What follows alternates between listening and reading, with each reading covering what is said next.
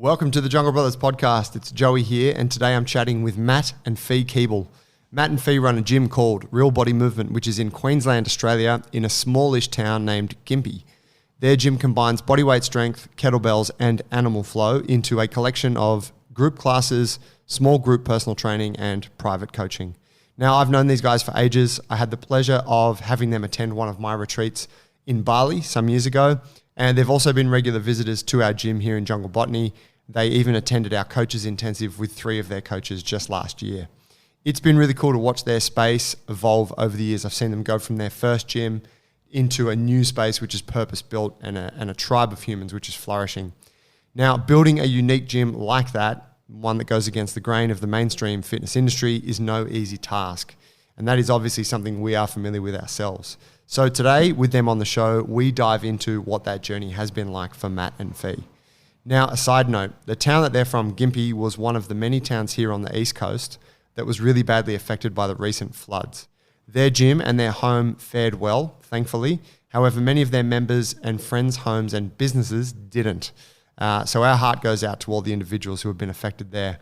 Jungle brother Tiora, who you might have heard on the show some time ago, but has been pretty quiet of late, he was also pretty badly affected by the floods. His gym was engulfed by water, and his local community has been pretty devastated, with many homes, schools, and roads basically being destroyed. So no doubt he's going to have some huge stories to tell once we're able to get him back on the show. But once again, our heart goes out to everyone who has been affected by this pretty worrying event. If you want to help, there are ways that you can do so. So aside from heading out to the affected areas and volunteering your time, which many people are doing and it's beautiful to see, there are ways that you can help support the affected communities. The New South Wales SES, that's the State Emergency Service, the Queensland SES, Vinnie's and Red Cross are all accepting donations. There are other organisations also doing the same. However, you can find links to those organisations in the show notes on this episode. It's really easy just to click on it to place a one-off or recurring donation, whatever suits you. And that goes directly to people who need it, and it provides clothing and food and bedding and basic essential services.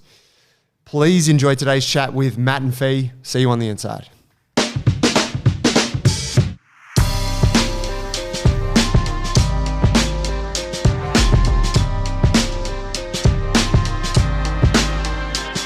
Speaking of which, we're into the chat. But yeah, on this, I do, like, this desk is like, yeah, it's fucking awesome. Yeah, right. And you also don't have to, something else I discovered recently, the sound files out there will laugh at me. You can plug your computer into it, and then you can record on your computer through this. Or, and it took me about 2 years to realize, you can just put an SD card in this. And then I just hit record, and it's just all straight onto the card. Which is super slick. And then whenever, when you want to transfer onto your computer and shit, then you plug it in. I think you were shown that when you were Brandon's. shown this, to hook your computer straight up. Totally not like our setup. Oh, well, you got to start somewhere. Dinosaurs. Man, you should have seen our first one. It's still lying around here somewhere collecting dust. You ran into Shona at the cafe? Yeah, the coffee room. Where was that? In Coogee. Okay. Yeah. Good. Yeah, just, Did you know her prior? Like, you obviously knew her before you had her on the show? no, purely our eldest daughter, Kenz, is just obsessed by her. Ah, She yeah, follows okay. her. She's like, Mum, have you seen Shona's latest post? No, I'll check it out. So I purely got a photo just to rub it into Kenz. How good. Yeah. Matt and Fee, good to have you guys with us. Thank you.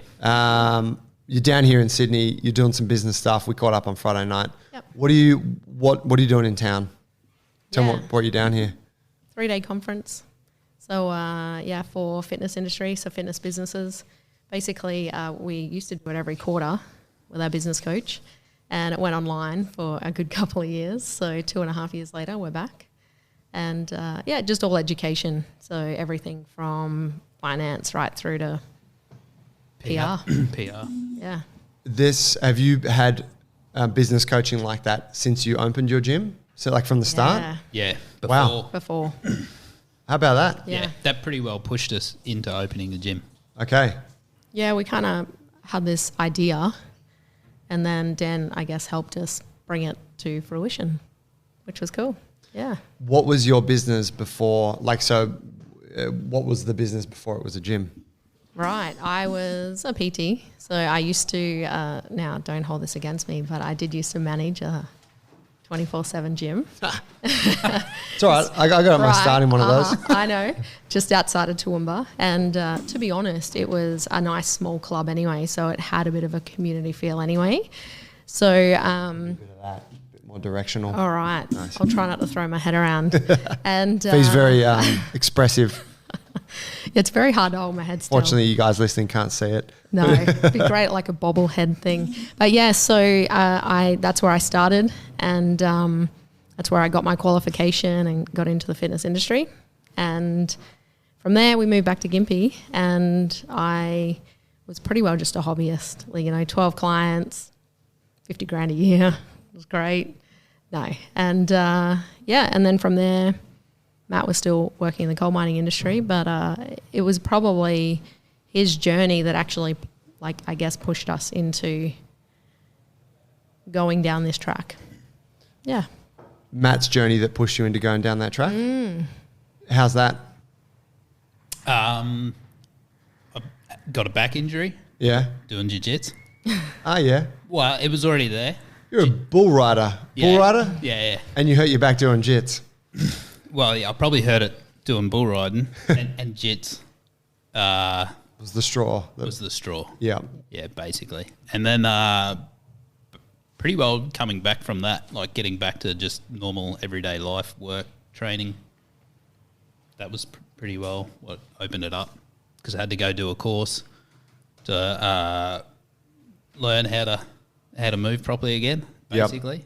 Well, we both went. There was a rehab trainer course with a physio in Brisbane, and I went for PD, and Matt came along for 2 days just to purely see if it could help him stand up straighter, move a bit better. I walked out of there, I reckon, 2 inches taller.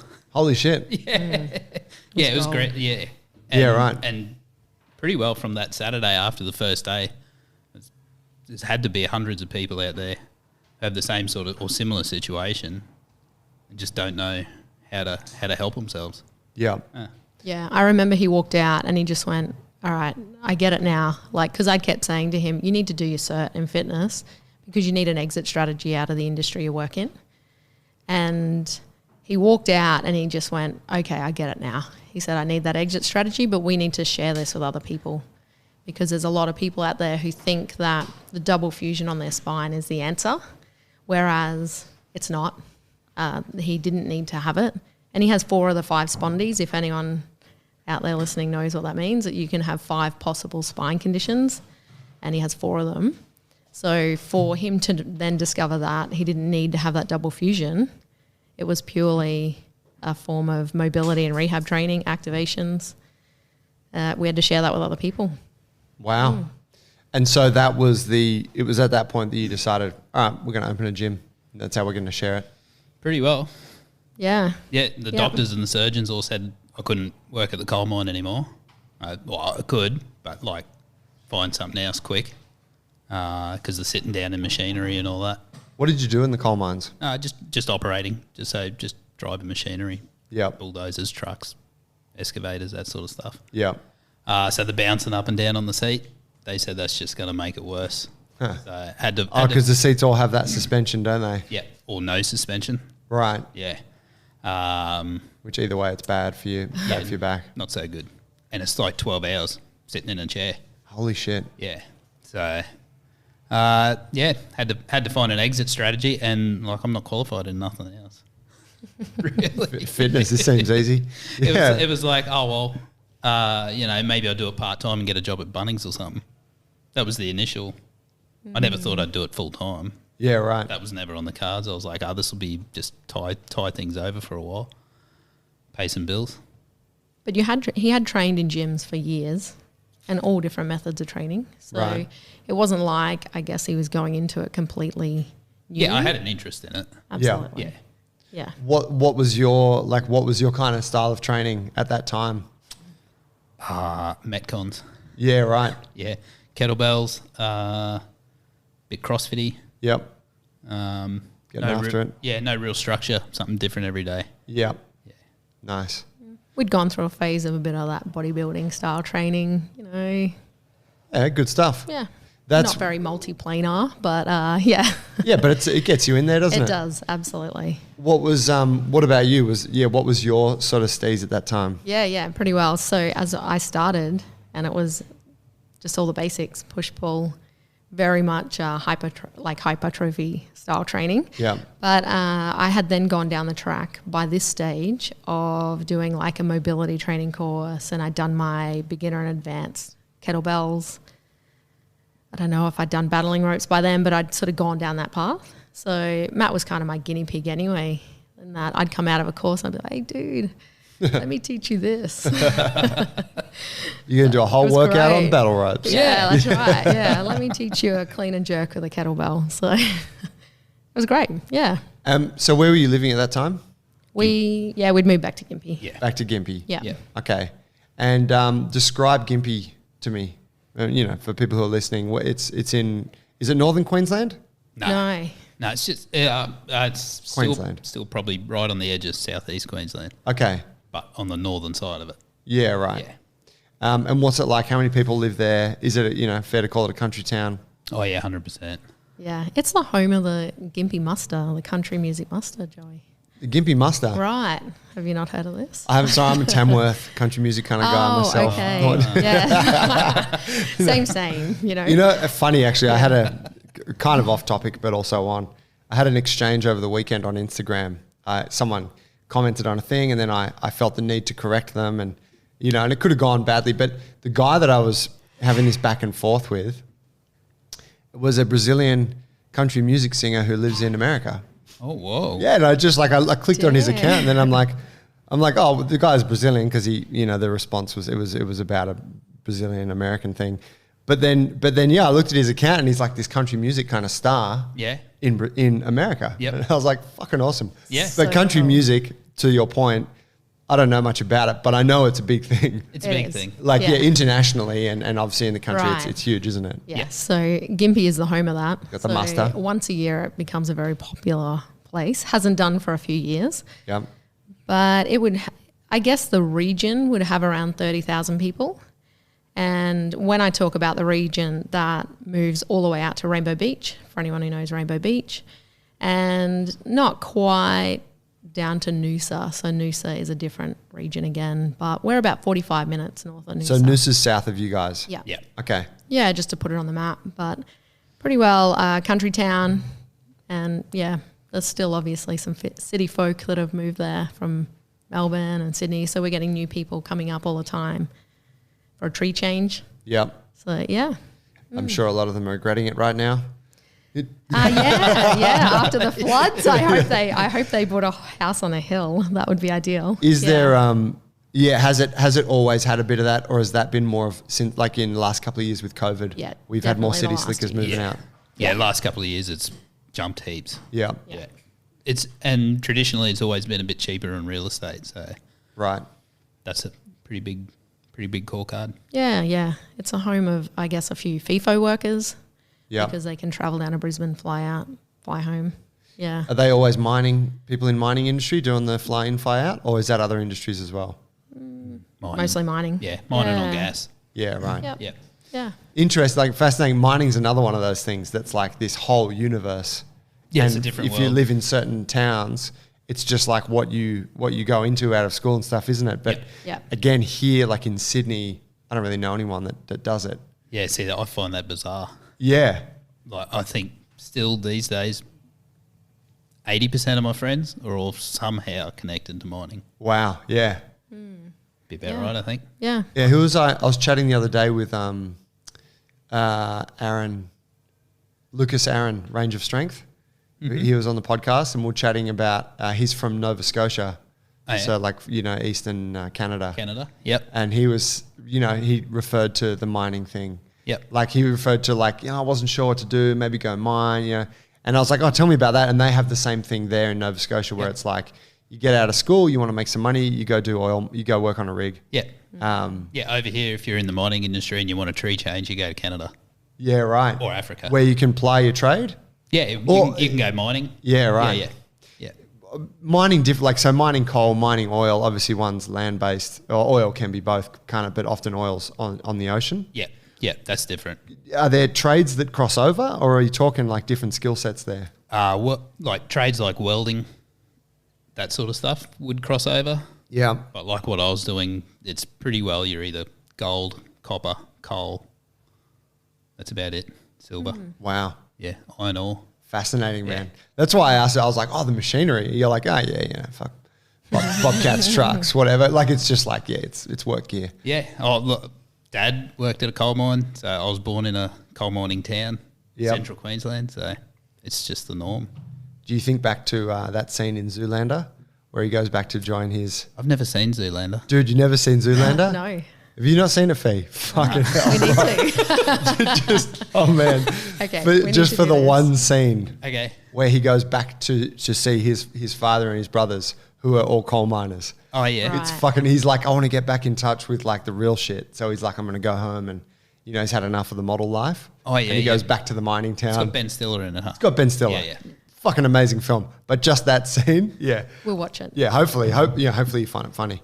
Nice. And not offensive. Well, actually, that's gold. Gympie actually did have a gold mine as well. So it was, underground gold mine. Okay. And I guess that's where Matt started in the mining industry. He was meat working before that and then gold mining.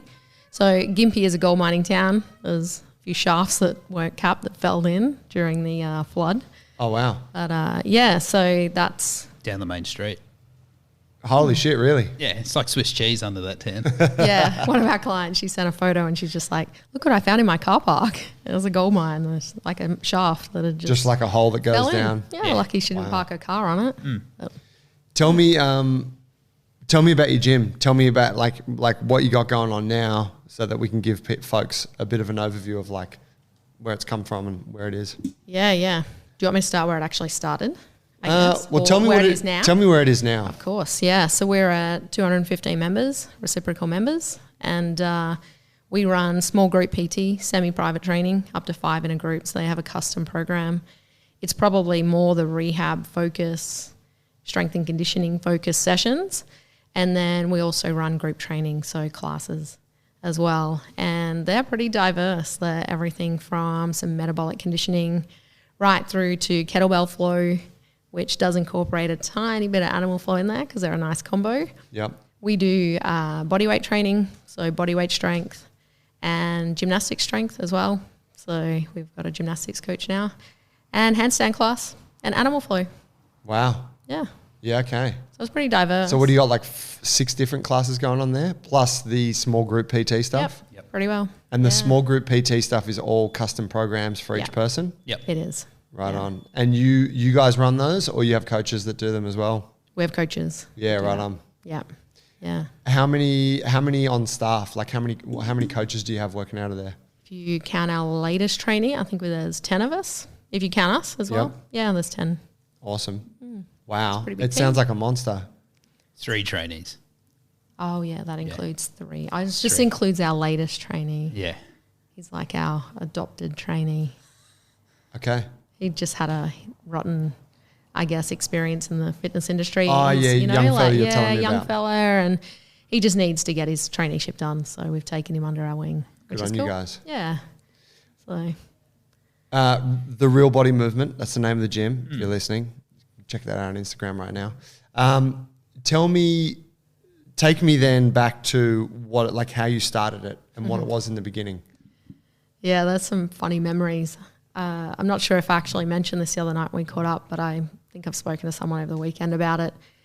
I actually remember having a class with one person show up because we predominantly didn't open with classes. So we opened and I transitioned most of my one-on-one clients over to semi-private PT, so the small group PT sessions. And our timetable was basically built on that.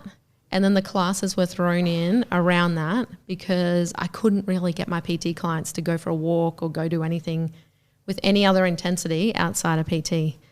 So the classes got introduced purely to get their heart rate up in between their PT sessions. And so there were times where I would have one person booked in for a class and I would phone my sister and my niece, like phone a crowd. I'd be like, hey guys, I've got one person booked in. You really need to come train in this class so I don't look like a total loser. And they would come in and I'd have 3 people in a class, 2 being family, 1 being a new member. And it kind of evolved from that. So I guess our training methods, the original weirdness about what we did in the beginning was people just weren't used to like a 15 minutes of movement preparation before they started. It was like, what? There's not just like a quick 2-minute warm up and we get into it. And so we have this huge focus on movement preparation. And so it's a good 15 minutes of movement prep before they get into the actual working sets. Yep. That was really foreign. So just to start even to get people to evolve and change the way they look at how they train and how they prepare for movement, that was one big initial hurdle that we had to educate people on.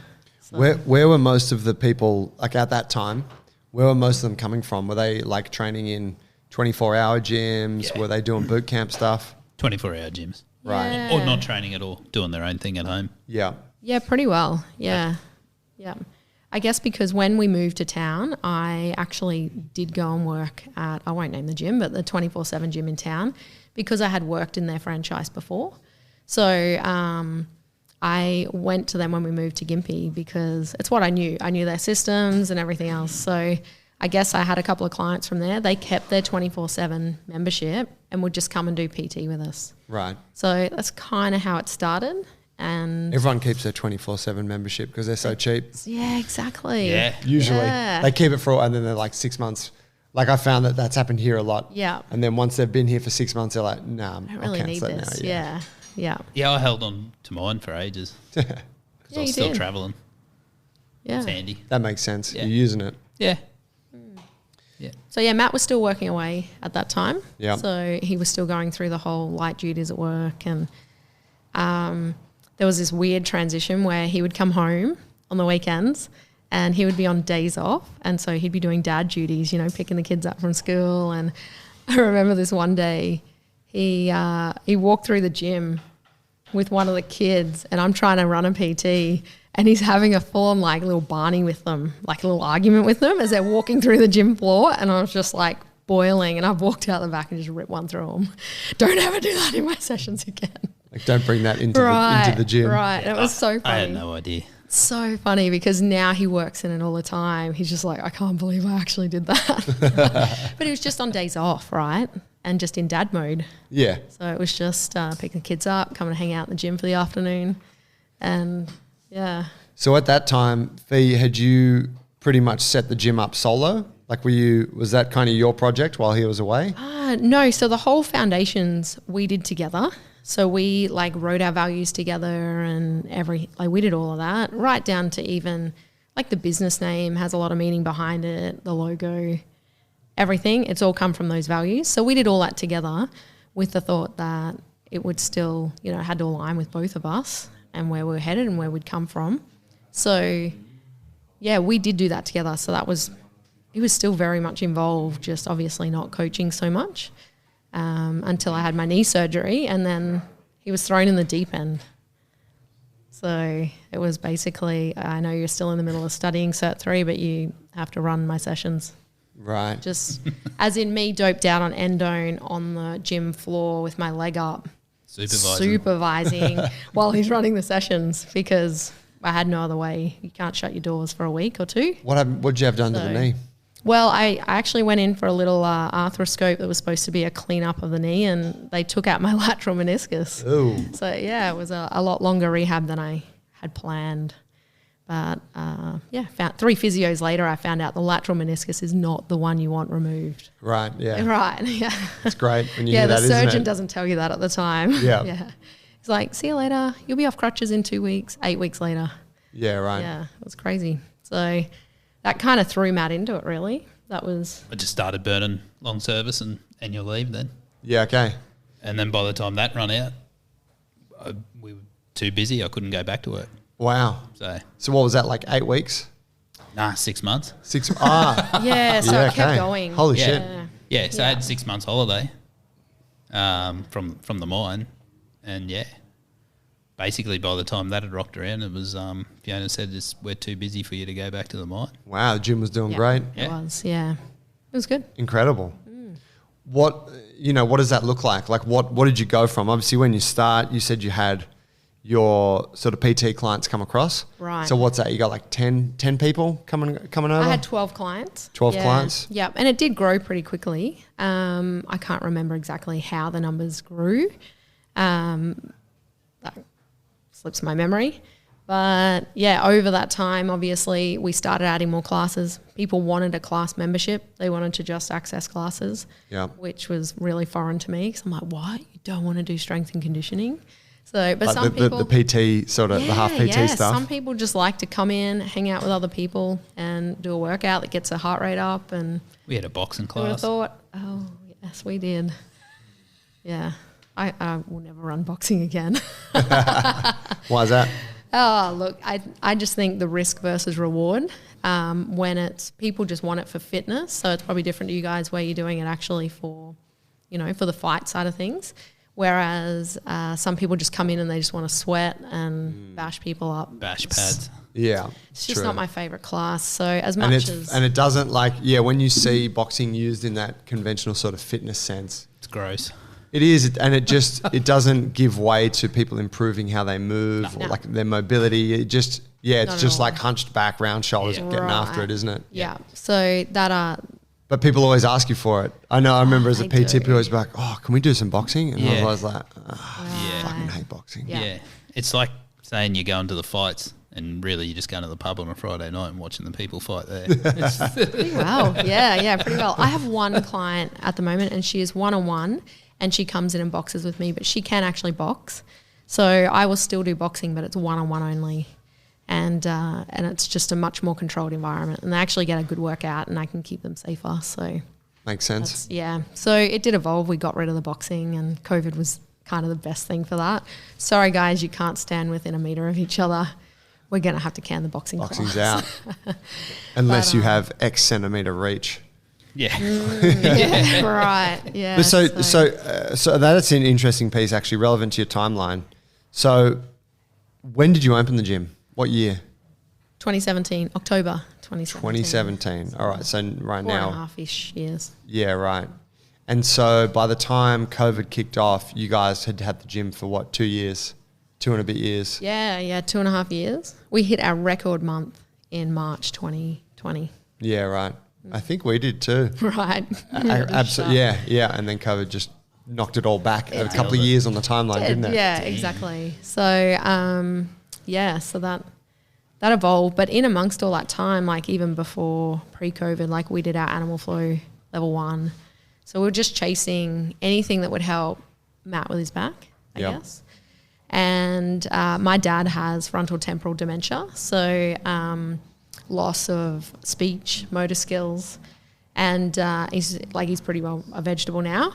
But that whole crossing of the body, your left and right side of the body with Animal Flow was really appealing to me because I always think while I'm counting people's sets and reps and while I'm moving my body in that contralateral type movement, that's going to prevent the onset of dementia. So for me, there was a real personal connection to doing it. Yeah. And I know for Matt, he was like, look, anything mobility and flexibility related, it's going to loosen me up for my back is beneficial.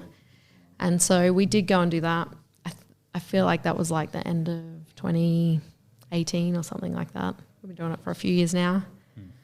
End of 2018. Yeah. Okay, so a couple years in, you got the boxing classes. It's like you've identified. You started with very little, which I think is characteristic of any gym that opens. Yeah. And it's always a. I mean, fuck, you had one person in your class. Right. I remember classes where we had no one show up. Yeah. Yeah. You know, and we you had a just few of those. and you just like, oh, go to the cafe and hang out. Yeah. You know, it's but it is all. It's very deflating as a gym Right. owner, isn't it? Yeah. Because you're like, fuck, man, I'm here trying to do the thing. Yeah. I got an awesome program ready to go, and there's no one here that wants to. Absolutely. Yeah. Yeah, definitely. But it's a part of the process as your member base grows. How many members were you at? Do you remember roughly by the time that you finished that 6-month stint where Matt was covering you while you had the knee recovery? Yeah, I feel like we were probably creeping up towards 100 member. We were over. We're over 100? Yeah. When you came on board. Yep. There you go. Amazing. Yeah. Because I remember we hit 100 and it's like, holy shit. Hit 100. Yeah, it's 100. We are ridiculous. killing it. And you think your life's going to change at that point, don't you? Like Right. every time prior to 100, you're like, man, when we hit 100 members, forget about it. And then when you get to 100, you're like, no, it's all about 150. We just got to hit that 150. Right. Yeah, and then we were like 200. But yeah. Yeah. Okay, that's amazing. Can I ask how much you charge, or give me a price range? From then to now or now? No, now. And Yeah. you can give me a range if you don't want to say exactly, but if you're happy to. No, look, our unlimited classes is $49 a week. Okay, so $50. Right. But we do have some people who do 3 semi-private PT and unlimited classes in a week, and they pay us about, I think it's $119. Okay, $119. so over $100.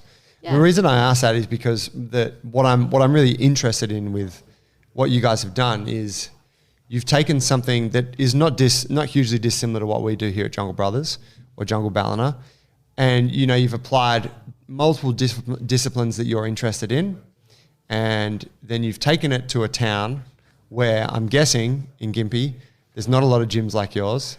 Maybe there is now. Maybe there's there's nothing, right? Nothing. So you've taken it to a country town, and it's also a premium product in a space like in fitness where you can have that 24-hour membership and they're like fucking $7.50 a week. They're low enough that you would just keep it forever. Yeah. And we don't, but many other people do. But you've gone, no, here's something. It's more expensive, and it's obviously a completely different product. I think that's really fascinating because there's people in Sydney or in major centres around that struggle to do that. Yeah. Yeah, right. And would probably lack the confidence to go, I'm going to open a gym that combines all the things I'm interested in, and I'm going to charge this premium rate, and that's very daunting. So I think for you guys having done that in country town, it's very fascinating. And it's actually really quite hard to not also just sell yourself to the devil, and people asking for, can we just have a HIIT session, or can you just run a Tabata class, and so on. Bring back the boxing. Right, bring back the boxing. It's booty really... class. Booty class. Booty Yeah. class. I love that. Maybe we could do an abs class. Yeah. Right. booty Abs and class, abs. yeah, that'd be Yeah. cool. So Gympie does actually have an F45, so I guess from outside of the 24/7. I should have told you before the show. We're not allowed to say that I know. word on the show. Oh, sorry about that. They actually opened up about the same time. They opened around the same time, but the Oh, wow. thing was Yeah. that within our town then, people were used to either like quick, fast warm-ups, right? So this whole 15-minute movement prep is weird. And also people just assume you squat to high pull a kettlebell, and that's about it. Or you do this real weird squatty swing thing with a kettlebell. And so I think even outside of the movement prep being weird, before we even introduced animal flow, the kettlebell flow was like our most passionate class that I love. Like I love moving freely with a kettlebell. It's actually quite, I joke and say it's meditative. It actually is, because it floats through your hand beautifully when you can do it well. But it's our class that is probably the most confusing and frustrating for people in the beginning. And they'll either quit and drop it, or they'll persist and love it. Right. So I always say, I think it's a bit of a Kerwin Rae saying, confusion is a state before something, good is about to happen, like a change is about to happen. Right. You persist through that. And frustration is that stage before something really awesome is about to happen, but you just have to keep persisting. Yeah. So it was our class that we were never, ever going to get rid of. Like I was just like, you will learn to love kettlebells because I love them, you will love them.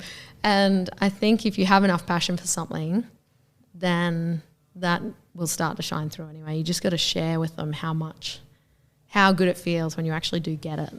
And you can see the penny drop with people when they get it.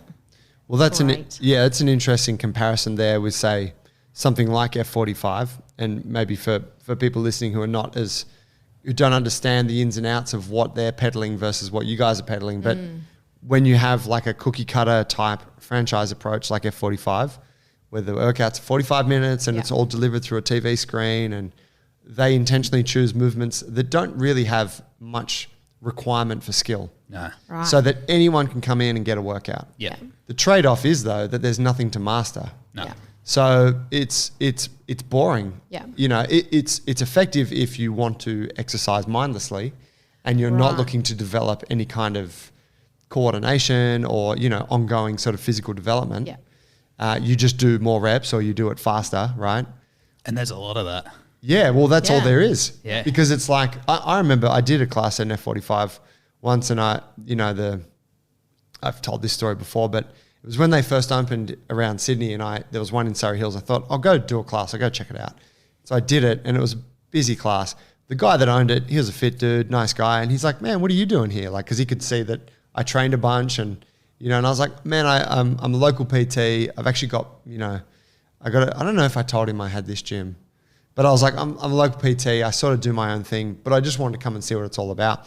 He basically followed me around the whole workout just to hang out because all of the members in there were like, not like they weren't his people. There was no community aspect to it. Yeah. He didn't actually get to hang out with anyone that was training hard Yeah. in a sense. Yeah. So he saw something in me like, oh, I can talk to this dude. And I remember we're doing this warm-up drill. I'm holding it was one of the stations workouts, the exercise stations. I'm holding a 5 kilo plate overhead, and then I'm jumping on the spot, like just like left foot forward, right foot forward, just jumping like that for 45 seconds or a minute or whatever. And he said to me as I was doing that, he said, oh, all of the movements we put in the programs here, they're really easy to do. And we do that so that we don't have to spend any time explaining to people how to do them. Awesome. That's how we can get it all in 45 minutes. And I'm like, well, I appreciate you being upfront, you know. Yeah. But, you know, cut to what you're saying about this Right. kettlebell class, it sounds like almost like a weightlifting session. Right. Where it's like, hey, if you want to get better at this, you've got to come and do it on a recurring basis. Yeah. And you're going to suck at it for a long time. Yep. But the trade-off is that you're going to master or start to master this skill, and that's very satisfying. Absolutely. So yeah. in contrast, you're kind of giving people a pathway, aren't you? Yeah, absolutely. With your, you know, kettlebell flow and that sort of thing. Definitely, And yeah. it flips around to being nearly the most popular class in the gym Wow. Yeah, it is. by far, Yeah. by miles. Yeah, right. And we have had to part ways with people who have openly said, look, I don't really want to have to take my shoes off. Like, this whole barefoot thing's weird.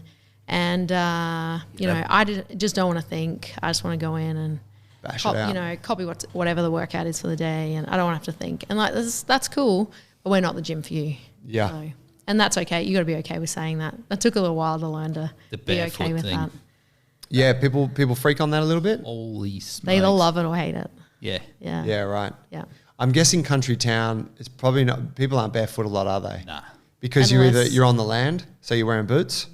Yeah, a lot of boots. Yeah. A lot of boots. But whenever, Fucking creepy crawlies everywhere, ants.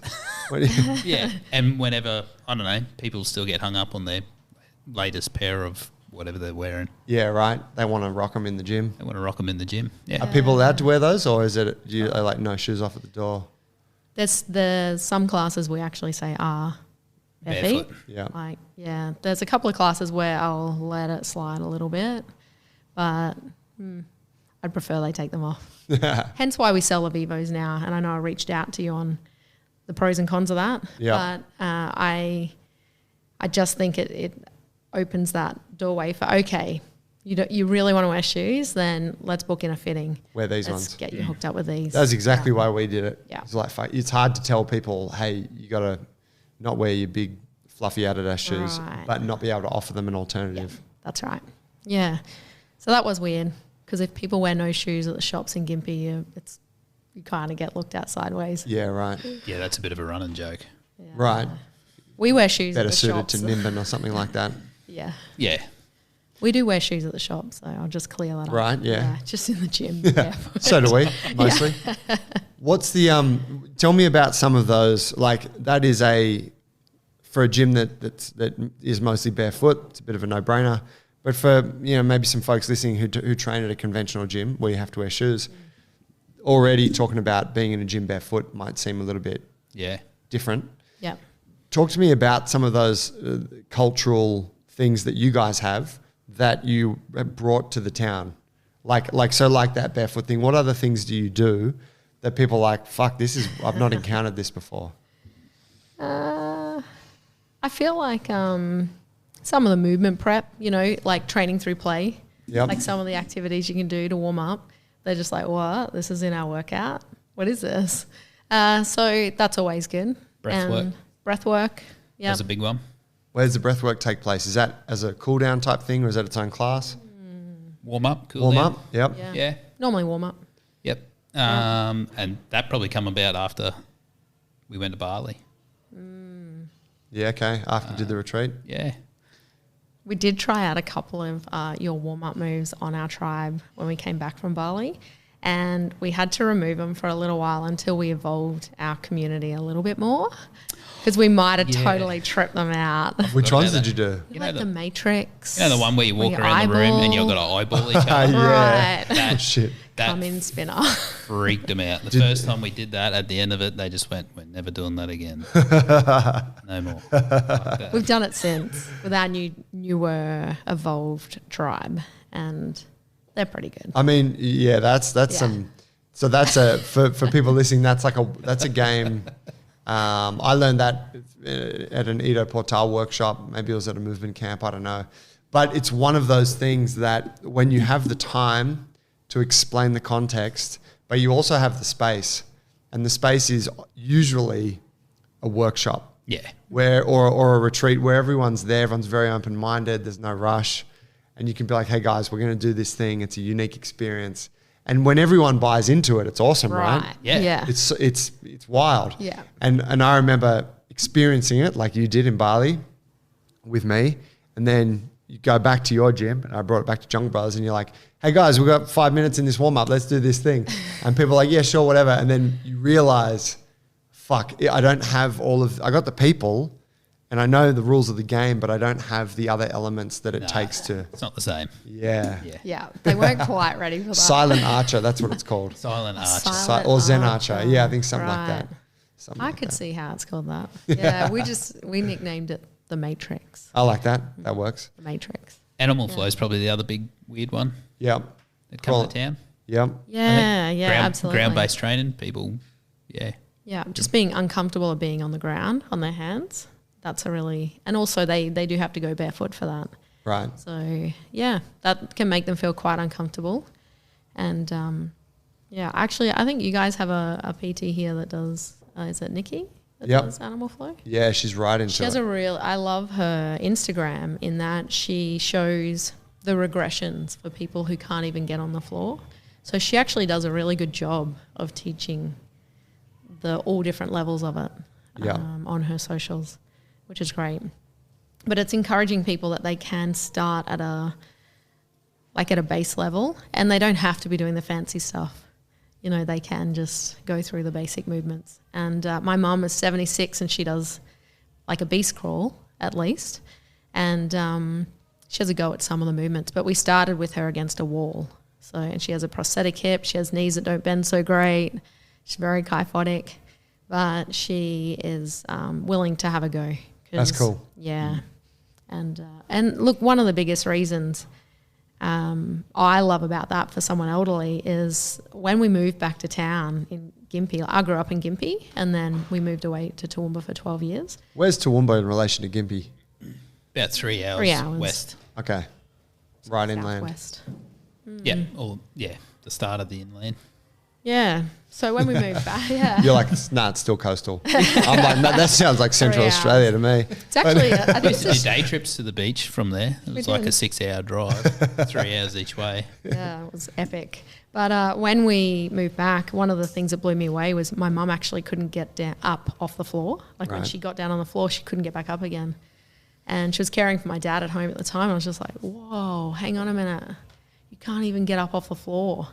Like, what is going on? So, yeah, super proud of her now. She doesn't actually animal flow, but she can get on the floor and do some ground-based movement and get back up again. That's cool. So, which is great. Absolutely. Yeah, that's so valuable for folks Yeah. in that Yeah. age range, huh? Where it's like the floor starts to become a real concern. Yeah. Yeah, that's right. So like Turkish get-ups are huge in our gym. It's one of the first things we actually teach people purely to get them off the floor. It's one of Yeah. the ways we can get them up and down. So that is one of the other foreign ones that can frighten people a little bit. But once you explain the importance and benefits of it, they eventually like it. People either love it, the Turkish get up, or they absolutely hate it. Yeah. No, doesn't seem to be much in between. Talk to me about how you go about, because people can see what you do. They see the Instagram, maybe they get an idea of what goes on, but they don't really know until they're in the gym experiencing it, which I think is often very much the case. What do you do in order to educate the people as they come to your gym? So I'm thinking of like, whether it's conversational or it's blogging or it's content that you push out there, how do you go about giving people a bit of a framework to understand what the gym's all about?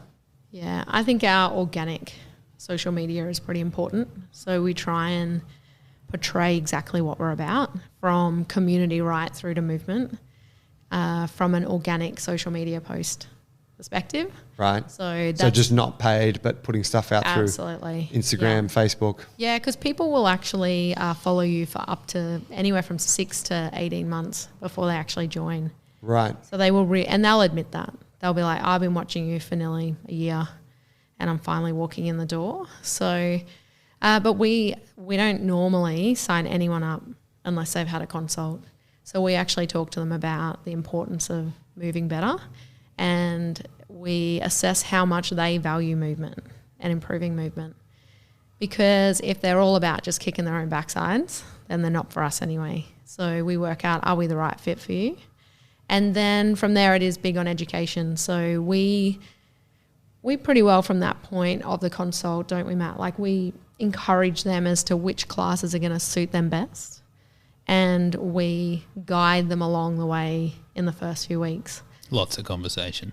Right. Lots of conversations. Our warm-ups are really that chance to explain to them why they do something as well. So it's rather than just dishing out a workout, it's like, okay, guys, you're going to be doing this because it will get you to this. And, so lots of conversation. And we do a lot of social events as well. And our community, just probably like you guys, our community is huge. And so I think that builds that trust as well, that we've got them on the right path. So, and I think people are becoming more aware generally that going to the gym's not just about getting a pump on and sweating. Yeah. I think they're across the board anyway. I reckon that they're getting more educated into how to move better and how it helps you as you get older. I think I agree. The only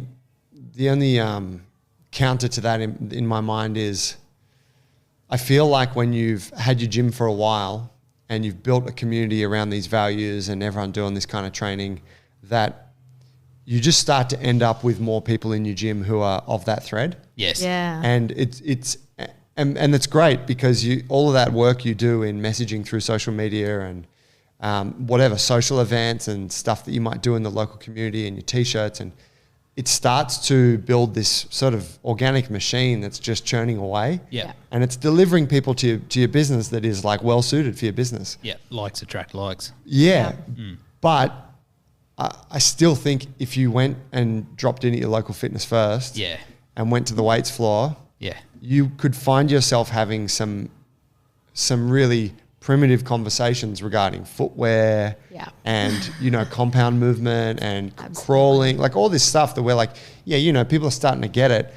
I wonder if that's global or if it's just in our spaces. Because that's all we see. Yeah. Yeah, true. Yeah. I mean, I definitely agree. think that the masses are coming around to the importance of, strength training and maybe not just sitting on machines. And, I think everyone's getting better Yeah. with their perceptions or their awareness. But, I still think there's a huge mass of people out there that just have no fucking idea. Yeah. You know? A lot of people still come to the gym and are blown away that we don't have any pin load gear or treadmills, or Right. you can see them looking for it. Where's your machine? Where's your machines at? Yeah. I know. All these people walking around, they're the machines. Oh, you got the premium membership and you don't even got the machines? Right. Well, I can't jump on the internet while I'm here. I had a really nice conversation actually on the floor the other day, and it was with a guy who has been with us for, I feel like maybe 2 months now.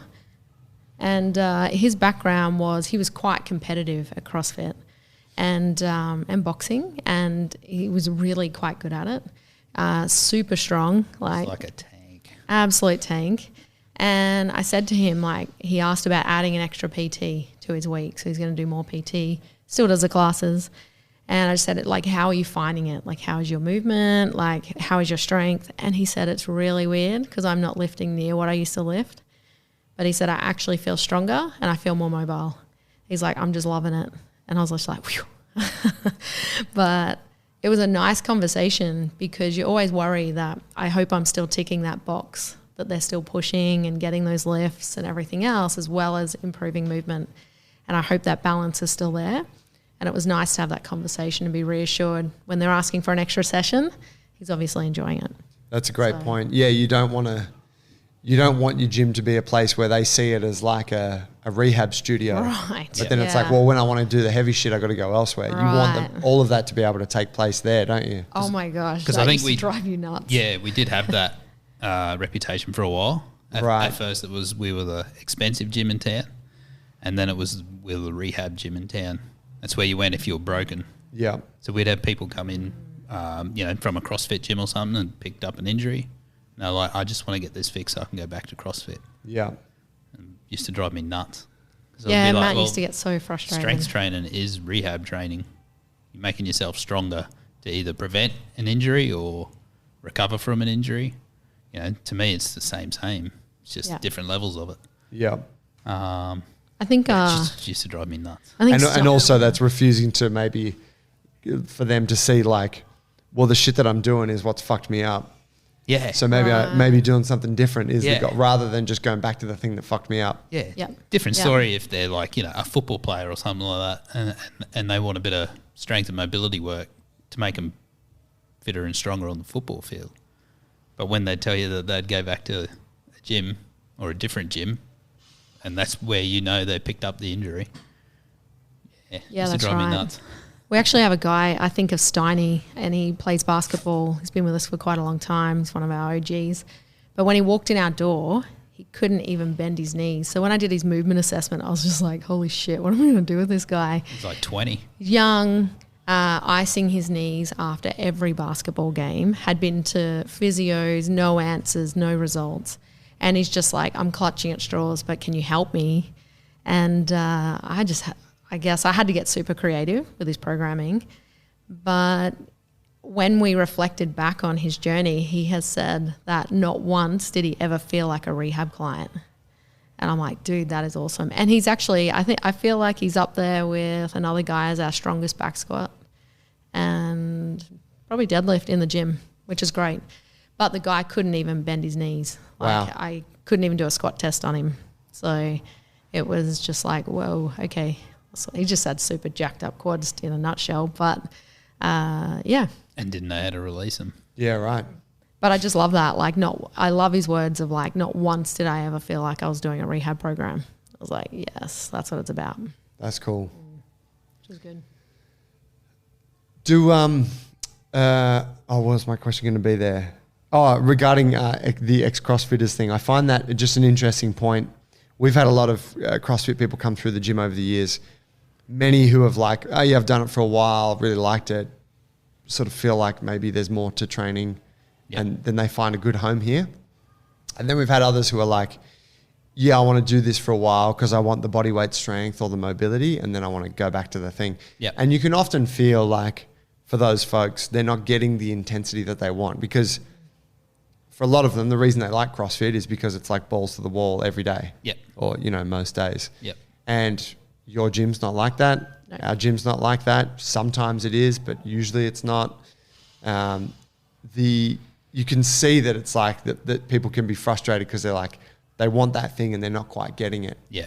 How do you guys deal with that? Do you sort of continue like, do you try and mold their thinking around it? Or are you just like, hey, probably don't want to train here? Bit of both. Yeah, I think it is a bit of both. I like, this is, I guess, how much we talk about like your community influencing ourselves even in our own, the way we look at it or explain our own training methods.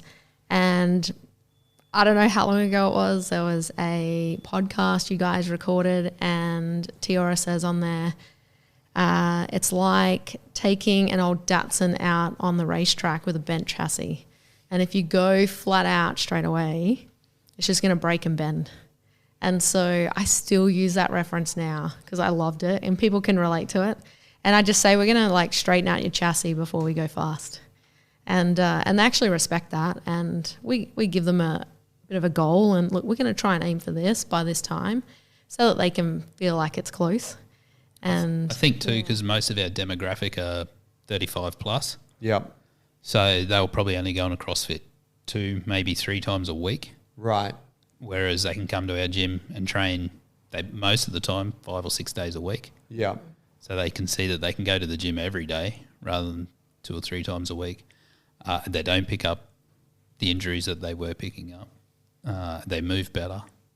So I think they get value for money out of that.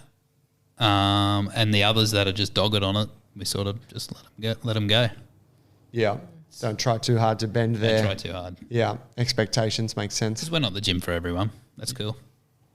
no, We've had that a few times. we have. Yeah. And that's okay.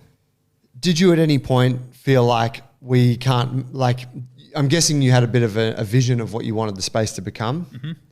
Did you at any point have a feeling like, we're not going to be able to do it here in this town? Like we need to be in an urban centre? Yep. Nah, not too A little bad. bit, yeah. Yeah, at times we would get frustrated and go, come on, guys, like can't you just get your head around this? It is good for you, you know? I think it just took time. It just took a little bit longer to get people in the door. We are very referral based, like to be completely honest. I don't do a lot of Facebook ads or anything like that because I find by referral based, they know what they're getting. Yeah. Get a little bit more. So it's a lot more of I guess they're ready for what we're going to offer. And, but there was some frustrating times. Absolutely. We did think that this would be the town that we would see how it went. And then, if it went all right here, we'd not move it, but maybe set up a second spot somewhere a bit more populated. But I don't think we need to. Yeah, would you undertake opening another gym? Phew. I say, yeah, let's do it. You're keen? Yeah. He cringes every time I say that. That's Not like, I sure. could oversee it from afar. Yeah. I'm not sure. Yeah. Yeah. He wants to ride his motorbike more. You can't do that if you open another gym. Fair. Like sitting on machinery. Needs it so But more fun. yeah. But way more fun. Way more fun. Where you got somewhere in mind? Like, do you think something like another country town, or would you Yeah. go? Yeah, right. Yeah. I think I would. Yep. After how this has went, I think I would because it's cool bringing that to the country. Yep. It's great. Yeah. Like we play Yeah. country music in the studio, and I think we're probably one of the few gyms. I wouldn't say one of the only ones, but we'd have to be one of the few gyms that has a day of country music Wow. No judgment. once or twice a week. Oh, I can get around it. We spoke with Sean Clarence. He owns U version 2, which is he's been on the show before. He did the Never Rest Challenge. Oh, Hey. yeah. I remember that. Yeah. Yeah, Yep. amazing guy. But he's got a little gym out in Castle Hill Yeah. here in Sydney, and they do country music Fridays. Yeah. Right. And he reckons it's the best training music out there. Yeah. And he said his members love it. I think Paul tried to do it. He once tries. People are like, shut that shit off. Yeah. But Yeah. We don't have it on the same day every week though, because we don't want people to avoid those days. Yeah. So we alternate between Tuesday, Wednesday, Thursday, because they are our more not so higher intensity sessions. So you can get away with it. A bit of Yeah. primal movement or kettlebells go pretty good with either country or the Black Keys, Jimi Hendrix. There's some closet country music lovers out there. okay, Black Keys, Jimi Hendrix. We're stepping into different territory there now. Well, it though, is, right? but yeah, kettlebells either has to be that or country. Right. Yeah, I feel like it just goes, Yeah, right. Yeah, Yeah. kettlebells. You're not looking for like techno though, or nah, not at all. gangster rap. You got to get your necessarily. groove on. Yeah. A bit of gangster rap. Fuck, we put could. techno or gangster rap with anything. What? Tell me what the business coaching that you've had over the years. What has been, in summary, like what's been most helpful about that? Because I'm guessing when you have someone that can sort of teach you these skills or show you, maybe shine a light on the things that you're not doing. What have been the biggest takeaways from that process? There's lots of education, but I think it comes down to that having a coach makes you feel safe. Yep. So you have someone that if the shit hits the fan, you can go to that person. especially when we're both in the business. It's not like I can go home and go, oh my God, Matt, how do we fix this?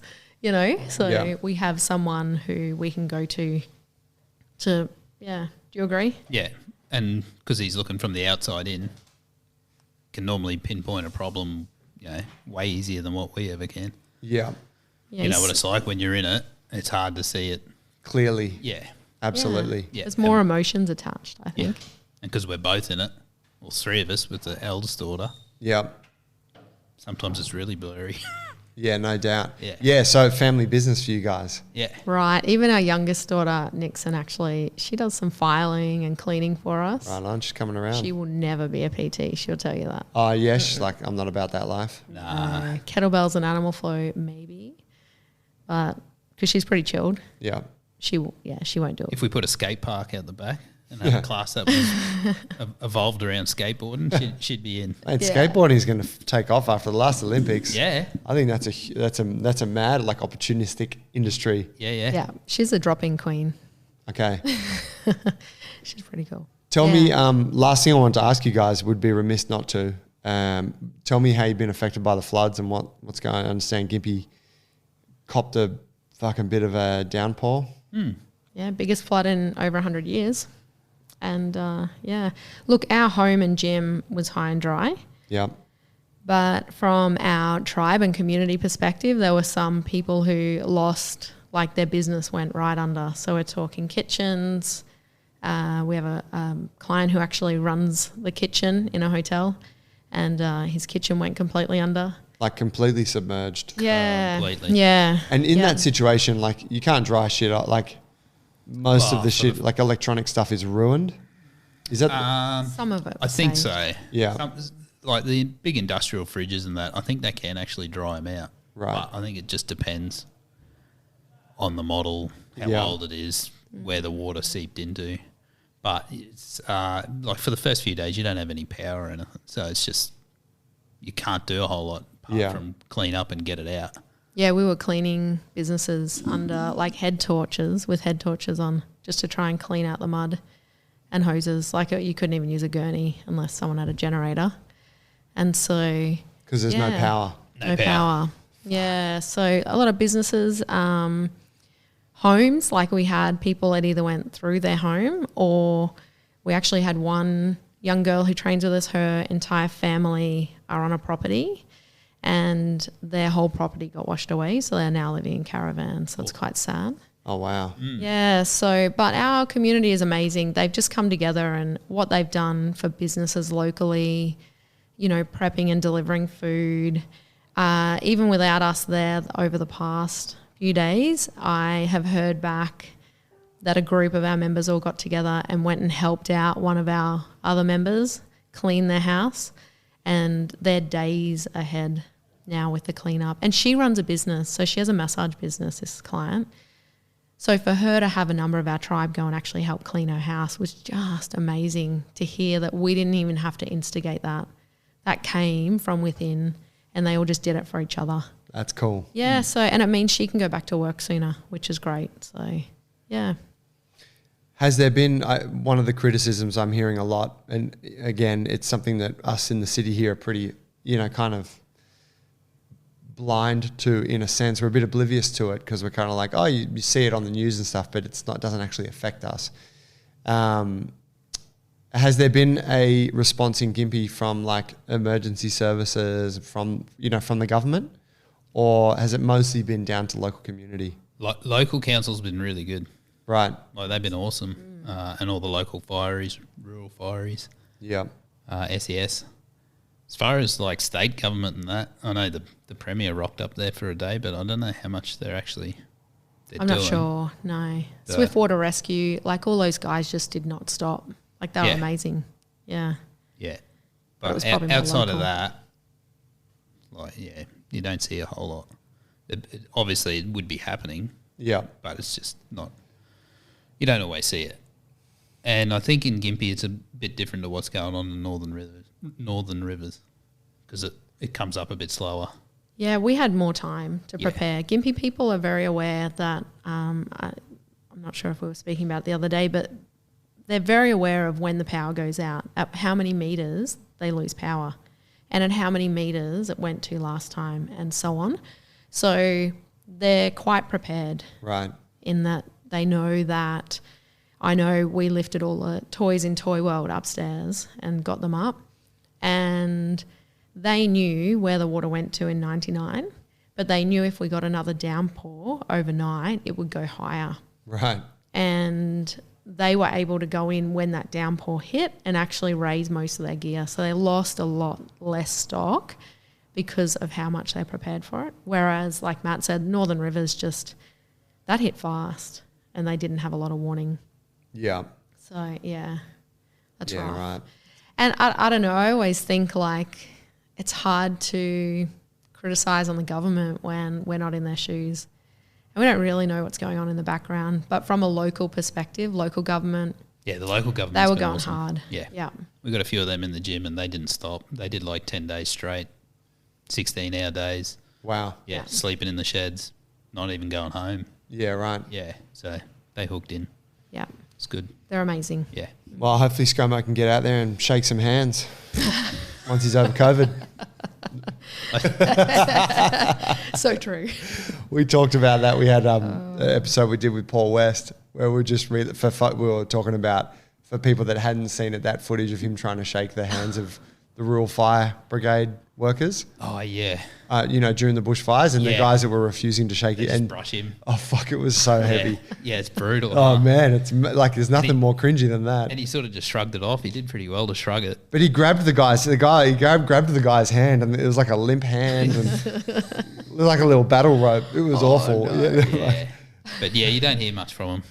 Yeah. No, Which is that's unfortunate. it. Yeah, there's been a bit of criticism. Yeah, I mean, I agree. Though it does strike me as fucking weird that we don't have people that can be deployed nationwide when shit like this goes down. Right. Yeah. You know, we spoke about it the other night. There's the Rural Fire Service, which are volunteer based, Yeah. right? So they don't get paid. Ooh. And then there's the SES, which are volunteer based. Yep. There's no I don't know, what are the army doing? You know what I mean? Like Right. you would think in a country like Australia where we get bushfires a lot, we get floods a lot, there's a lot of like natural disasters that can happen. It's a huge piece of land.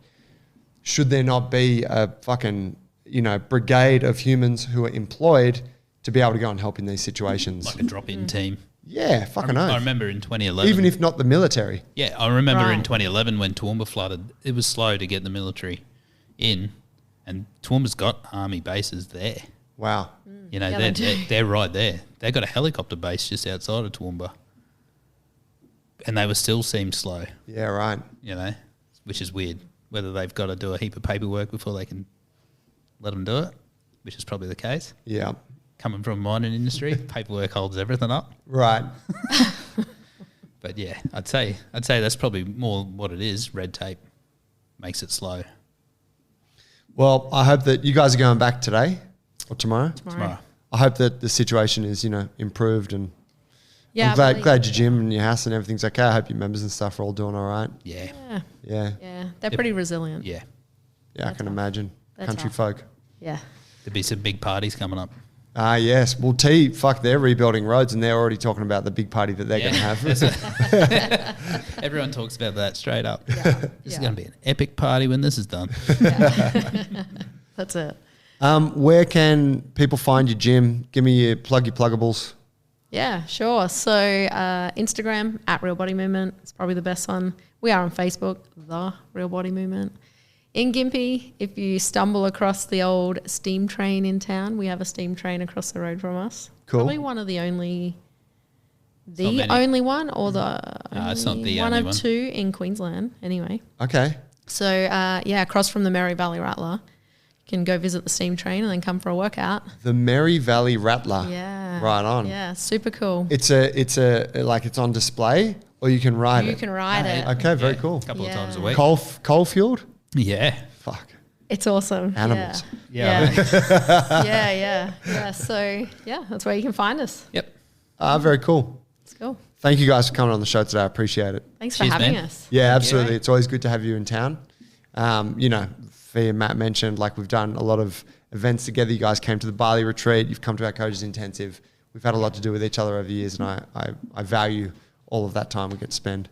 we value your influence and Yeah. education and support. It's great. Legends. Yeah. Thanks. You. Thank you.